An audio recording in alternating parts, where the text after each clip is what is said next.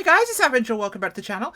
And today we're doing something a little historic. Yes, as you can see, we have a Spitfire.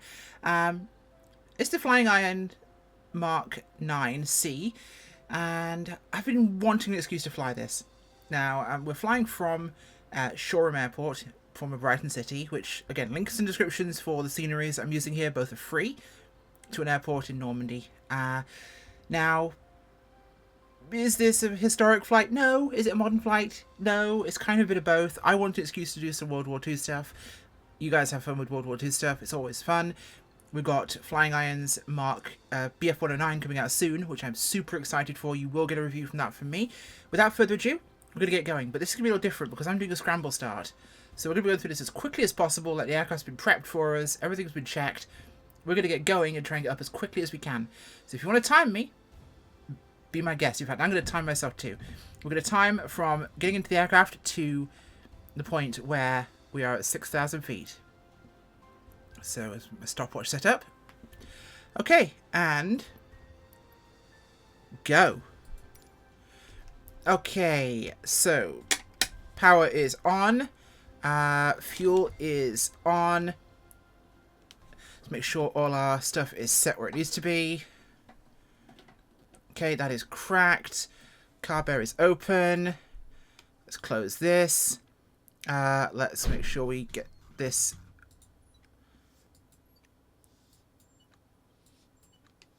Let's latch the door. Wobble pump time.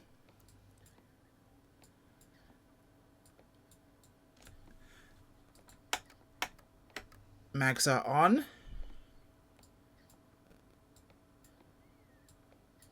Come on, wobble pump, give me some pressure. Let's go, let's go, let's go, let's go, let's go, let's go. We are in a hurry. Okay. It's off.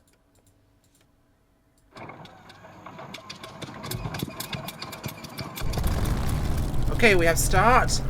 Alright, head is on. Parking brake is released.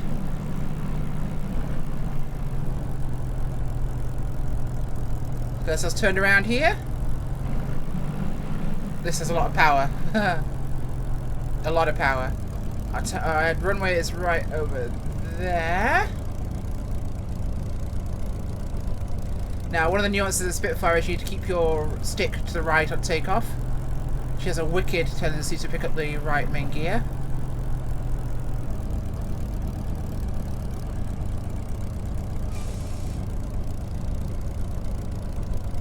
Okay, let's get out of here, shall we?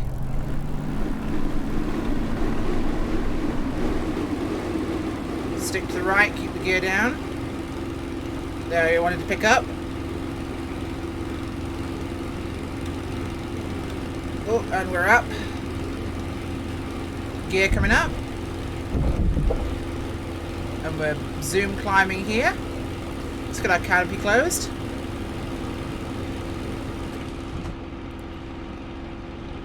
A little steep right now, but we've got speed still. We'll just even this off a little bit. Even out our rudder. Okay. Fuel is good. Okay, we're 2 minutes 27 and climbing. Coming through 2,000 feet. Climbing quite high right now. 238. We're going to be a little slow on a 3-minute start to 6,000 feet. It's not ideal. We're going to turn on course whilst we're doing this, like we're scrambling. We're looking for 180 on our heading, so we're doing a slight turn. We're keeping our attitude up. 5,000 feet. We're 3 seconds away. We're going to be a little bit slow, but we're nearly there. So as we come upon 6,000 feet. Boom. Stop the clock. 3 minutes, 8 seconds. I will take that. And there is Shoreham down below us. Didn't get a lot of time to look at it, but it is a gorgeous airport, by the way, and it's free, so I'd recommend you grab that. So we're now en route here. We are a little bit past our heading. And here's where I have to cheat, because my World War II navigation is not up to scratch. So we're going to keep climbing here. And I'm going to pull out the cheat secret little tools.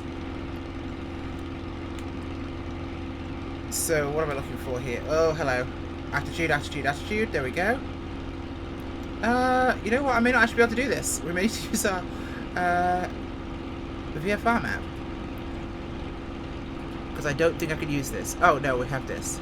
I hate doing this, but I have to do it. I hate it. I hate it, I hate it, I hate it. But I could dead reckoning this. It would be a painful experience. So we're just going to hand fly this. Power back. We've got most of what we needed here. Let's pull our RPM back. We've been pushing the engine very hard here for our climb. And we're leveling off at 10,000 feet for now. It's not where we'd typically stop in a flight like this, but it will do the job for now. And you can just about make out the haze of the French coast ahead of us. Excellent, excellent, excellent. Okay, let's get this set and checked where we need to be. Oh, it's still grabbing satellites. Not something Spitfire pilots had to worry about, but there you go. Oh, 6 minutes into the video and we're already up in the air en route to our destination. This is rapid for me, isn't it? I love FiyingIron Spitfire. It's a wonderful aircraft. Okay, so we're actually pretty close to being on course. We'll pretend this is 1944. It's a Mark 9. We'll pretend we've got radar vectoring us. We'll work with that principle, okay? So what are we doing? Maybe this is a scramble to provide air support to forces in Normandy. It could have been a requested sortie by ground forces. They're under fire from German troops, and we're being called in for a ground sortie. So we could have been scrambled for that. It could be an unexpected one. They're calling for support. So we're up and we're heading en route. Now this would be all Allied airspace, so we can probably stay relatively low here and keep ourselves operational. We don't have to worry about getting too high. Go back to zero boost. How's things looking down there? Okay. Cargo filter's good. Oh, we're climbing slightly. This thing does love to climb really quickly. It has one heck of an engine on this thing, but it's also the torque that this engine produces on takeoff is what picks up the landing gear leg for you. And you do need to be a little bit more careful of. So what are we looking for here on this? Okay, so it wants a course of 193.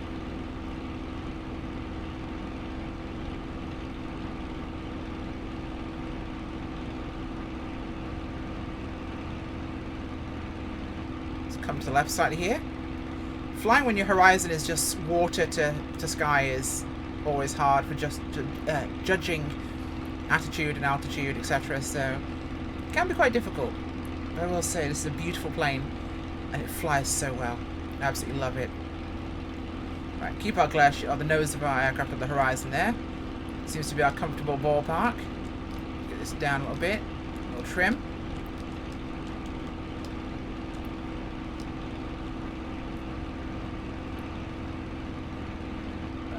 Trim this out slightly.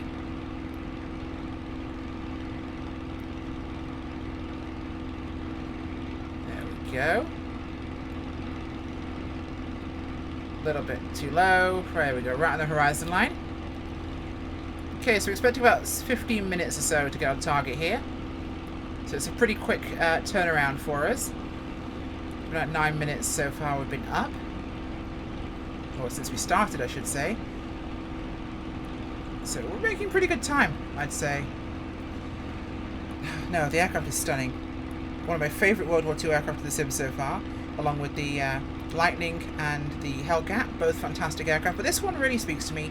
I was never a massive Spitfire fan before MSFS, but this is just such a gorgeous rendition. I did like A2As, but I preferred some of the later marks, so Mark 5 onwards, and they're an iconic aircraft. Of course, the original Mark 1s, 2s, etc., the ones during the Battle of Britain were fantastic aircraft. Everything looking okay so far on our numbers. Oil's a little on the warm side.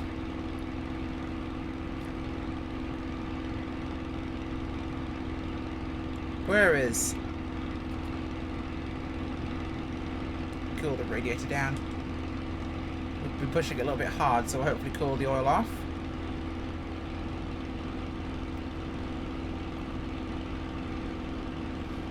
Bite a bit of airspeed, but we need a little bit of something.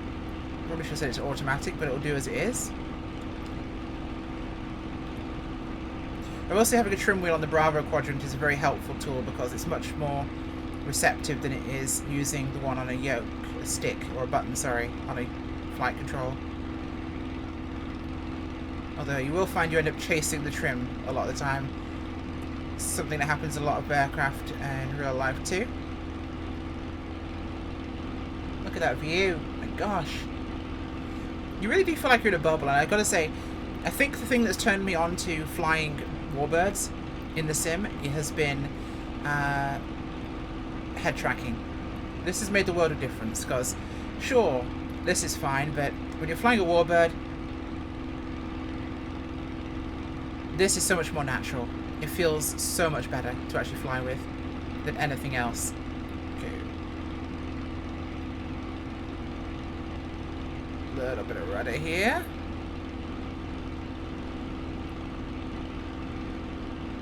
Bring ourselves on course.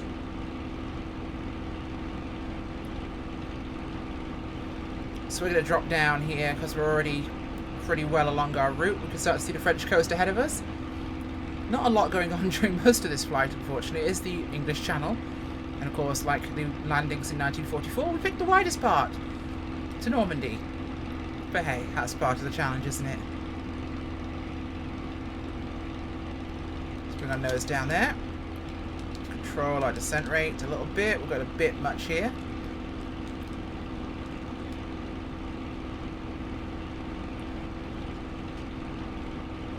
Well, is the trim wheel going the wrong way here? Yes, it is. Okay.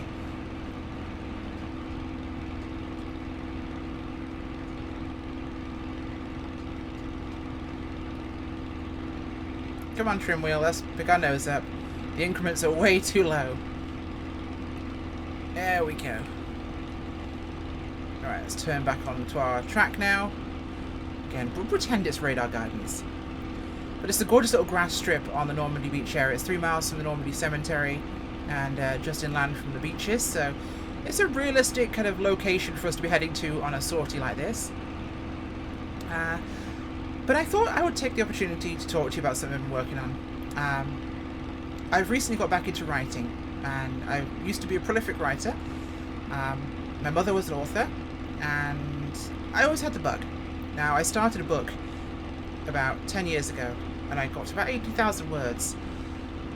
Before I forget why, I stopped. I don't quite remember, unfortunately, why I did, but I did. Now let's get this nose trimmed up here. There we go. I don't know why I stopped, but I did. And it's something I am planning to finish. I've been getting back into writing recently, and I've been getting back into fiction, and I found my groove. I've just put down 37,000 words on a short story I've been working on. Well, it's a novel now, basically, but in the last week or two. So, safe to say I had the bug back. And you guys will enjoy this, because the one I'm working on to actually intend to publish, it's a World War... well, not World War II, but it's an adventure thriller set during the Second World War. It takes place off the coast of West Africa, and it centres around the crew of a Royal Navy walrus attached to a cruiser, which, heading back from Cape Town to England for refit, dispatches the seaplane and a doctor and nurse they were helping to ferry back to England to a village inland that had basically requested medical aid from the British consulate. Well, by the time they get back to the ship after doing their work, the ship's gone. It's been torpedoed by a German U-boat. Marooned without any hope of making it back to England in time, the nurse reveals she's an OSS agent. Not OSS, sorry, British intelligence. She reveals she is British intelligence and has information on a German shipment of uranium ore to the Japanese. Did it happen? There was actually rumour and some proof that the Germans were shipping uranium to the Japanese, or tried to. It's one of those things that's a what would have happened if topics. So what do they have to do? Well, this crew, the aircraft, and doctor and nurse have to try and stop the Germans from transporting this ore to the Japanese in a grand adventure off the African coast. It's rather Clive Cusslery, I will admit. I'm a huge Clive Cussler fan. I love his work. With a historical spin thrown in there, some good British RAF Second World War antics, and Royal Navy in this case, Fleet Air Arm, and a jolly good helping of drama, excitement, explosions, and maybe a little romance thrown in there for good measure. I hope to have it finished this year. That is my goal. I'm going to have to rewrite the first 80,000 words though, because I had a major fascination with semicolons and commas back then, so I will need to correct my grammar and fix my god-awful English. I have improved since then, don't worry. But hopefully, you guys will be able to read that, if you want to, that is, of course. I assume people being aviation fans here, it would be of interest, so we'll go with that. And this journey's taking 10 times long because I'm zigzagging my ass across the channel. It's like I'm tacking into the wind.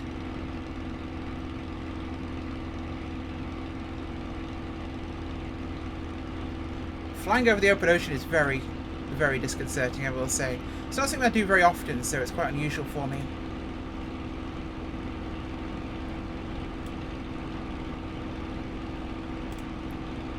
You know what, we'll probably cut out a little bit of this. It's going to be just open ocean for a while, so we'll see you in a few minutes. And we're back. It's wonders of video editing. I can actually go forwards in time, aka I've just flown in a straight line, not a single word, for about 10 minutes.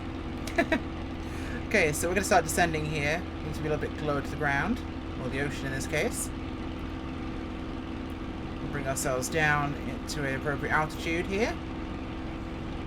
We are crossing into relatively busy territory. It feels so strange dropping down over the ocean because the perspective changes quite dramatically compared to land.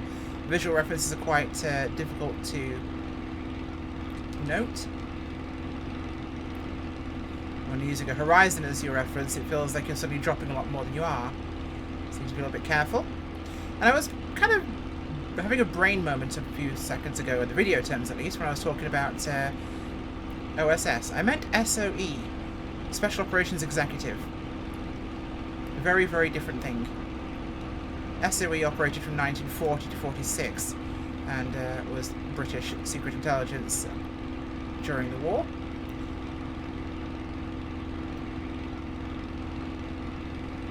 But no, hopefully I'll finish that sometime this year, and I am going to actually attempt to publish that book. We'll have to see. It does require a lot of luck and talent to get a book published. Obviously you can self-publish these days, but I actually want to go for the traditional route and try and actually publish.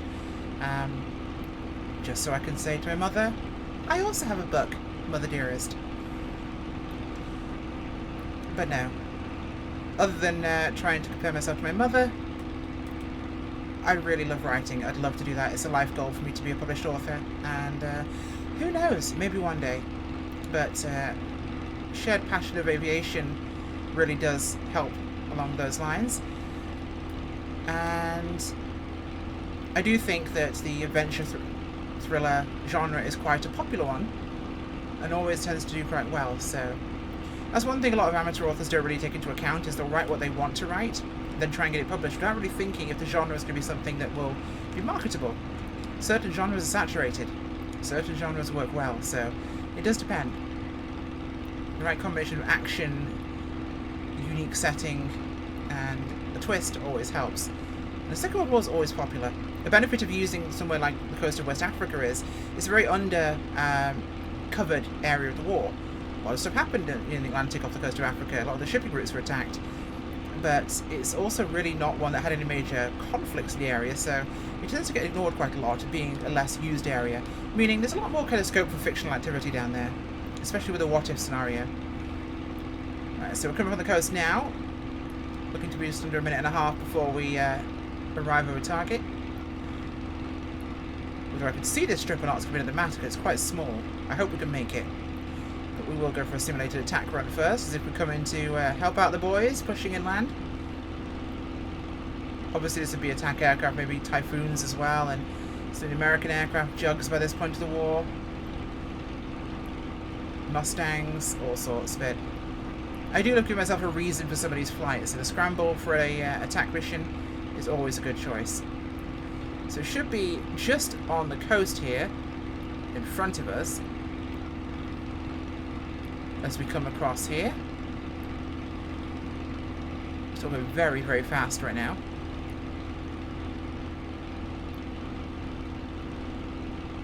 Pull our speed back right now. Nose drops so dramatically when you pull back the power on a Spitfire. Very dramatically, in fact.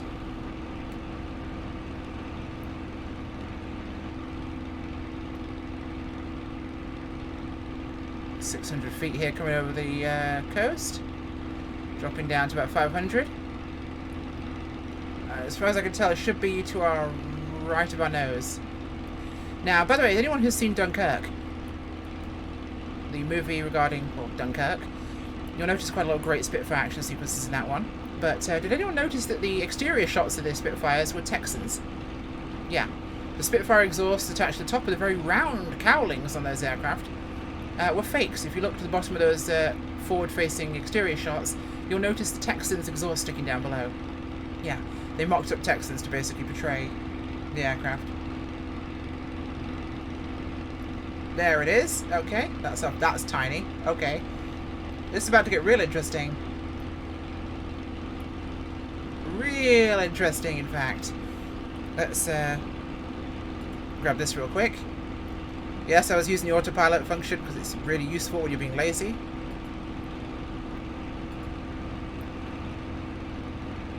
There's the cemetery, I believe, or part of it. Yes, it is. It's the Normandy cemetery, or the Omaha cemetery.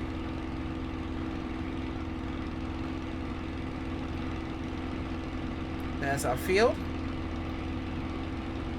Let's go back over the memorial, shall we? Give them a wing waggle. Honour the fallen great heroes of the Second World War.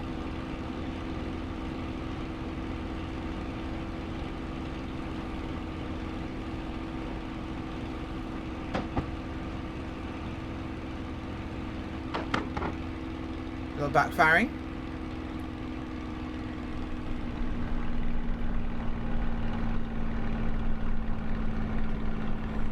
There it is down below us.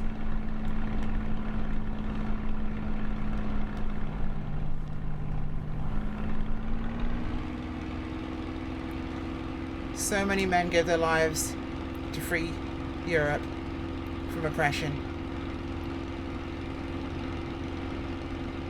And for some reason there's an oil tank in the middle of it. Go figure.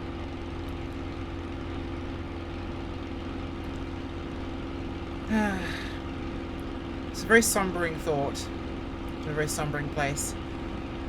Right, there's our field. Let's work out how we're going to do this. I think we're going to come in from the ocean side. Maybe we can call this a forward staging base that we're coming in to land out before we arm up for a mission. Alright, let's pull our speed back here. So we have a crest leading up to it, and we've got a pretty clean run in over the ridge. This is almost like bush flying at a Spitfire. What am I doing? Gear down.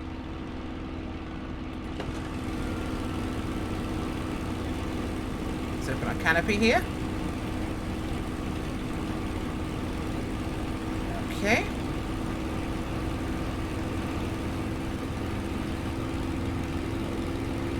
A lot of drag from the Spit's landing gear.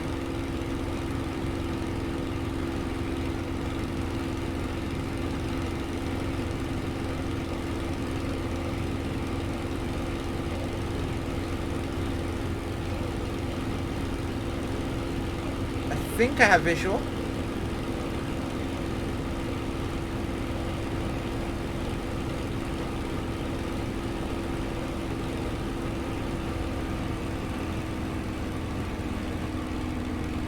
I have it.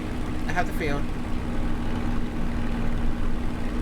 This could be interesting. Right, landing flaps. Select.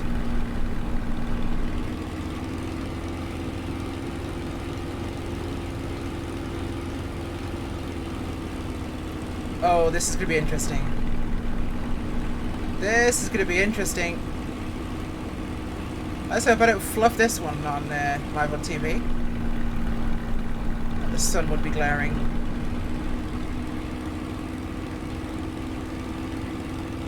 I can just about make out the strip there from the side window. We're too low, we're too low, we're too low.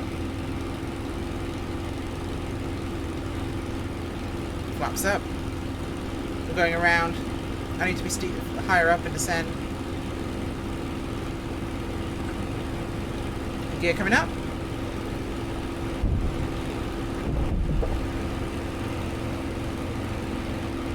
This is going to be harder than I thought. This is going to be much, much harder than I thought. God, that's tiny. What am I doing?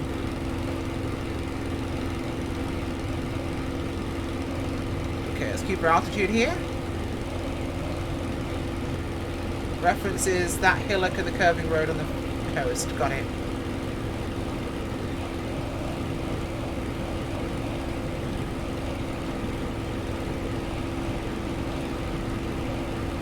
Okay, I have my mark.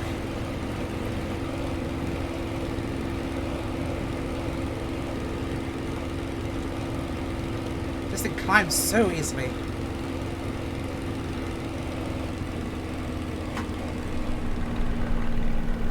Gears down. There's our reference. Power on. Ready for our time to final. We'll make it work this time, I promise. Probably is on the short side, but improvised airstrips would be quite small.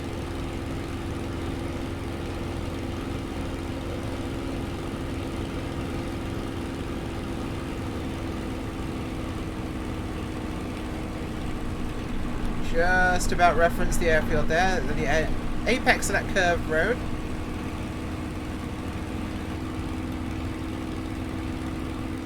What a time to need to scratch my nose.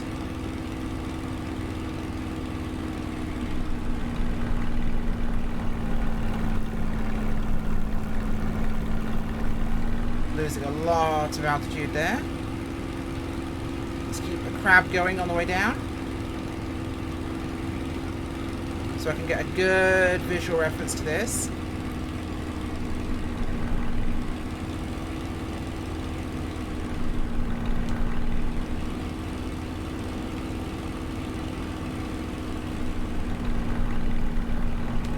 A little bit low.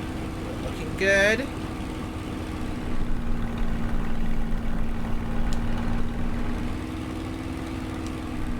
Oh, that's... little bugger. Oh, we ground loop. No, bugger. This is way too small. What am I doing? What am I doing? I swear to God, I can't land in half the videos I do at the moment. I don't know what it is, but I picked some stupid places to go. It's stupid airplanes. And I was asking a lot, I think, for this. I tried to put this in way too fast. You don't think I can't fly anymore, can you? Well, we just wrote off a Spitfire. That's going to be some use for a mission, isn't it? Let's move it off the runway here. Whoa, too much throttle. There we go.